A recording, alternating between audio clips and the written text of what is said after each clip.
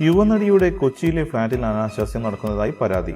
ഒരു സിനിമയിൽ ടൈറ്റിൽ വേഷത്തിൽ അഭിനയിച്ചുകൊണ്ടാണ് നടി കരിയർ തുടങ്ങിയത്. തുടർന്ന് ഒത്തിരി ഗൾഫ് ഷോകൾ ചെയ്തെങ്കിലും വിവാദമായ ഒരു കേസിലെ പ്രതിയുമായുള്ള സൗഹൃദം കാരണം അത് നഷ്ടപ്പെട്ടു.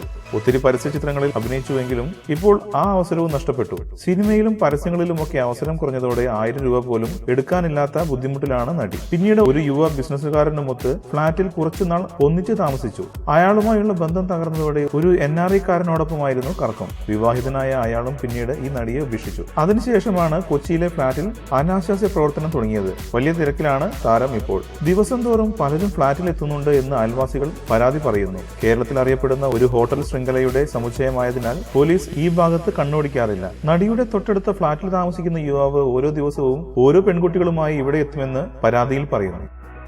കൂടുതൽ സിനിമാ വാർത്തകൾക്കും വിശേഷങ്ങൾക്കും ഇപ്പോൾ തന്നെ സബ്സ്ക്രൈബ് ചെയ്യൂ മലയാളം ക്രിയേഷൻസ്.